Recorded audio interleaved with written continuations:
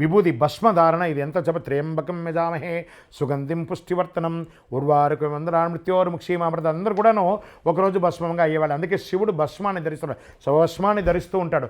ఆ భస్మం ధరించడం వల్ల ఏమవుతుంది, నాలో ఉన్న అహంకారాన్ని నేను తీసేస్తున్నాను. ఇలా భస్మం తీసుకొని శివ శివ శివ శివ శివ శివ శివ శివ అని పెట్టగానే చూడండి, నేను కూడా భస్మం పెట్టుకున్నాను కదా, ఆ శివం ఏమవుతుందంటే ఈ యొక్క ఆజ్ఞాచక్రంలోని యాక్టివేట్ చేస్తుంది. జనరల్గా మనం ఏం చేస్తాం, ఎక్కువ శాతం ఆడవాళ్ళకి అనారోగ్యం రాదు. కారణం ఏమంటే వాళ్ళు బొట్టి ఇలా పెట్టుకుంటూ ఉంటారు, గట్టిగా ఆగ్నేయ చక్రాన్ని ఇట్లా ముట్టుకుంటూ ఉంటారు.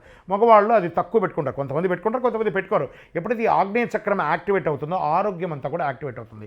ఈ భస్మధారణ ఎలా ఉంటుందంటే, నేను భస్మంగా ఒకరోజు అయిపోతాను అని మనం చెప్పుకొని పెట్టాం, కానీ ఒకరోజు మనం భస్మంగా ఉంటాం. ఆ భస్మధారణ తీసుకోవడం వల్ల ఆరోగ్యం బాగుంటుంది.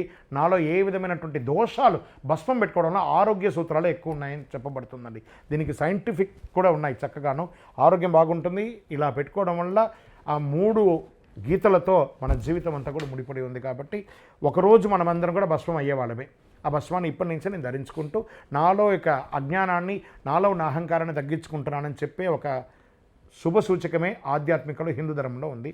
అందుకే భస్మధారణ చేస్తున్నాం. విజయోస్తు.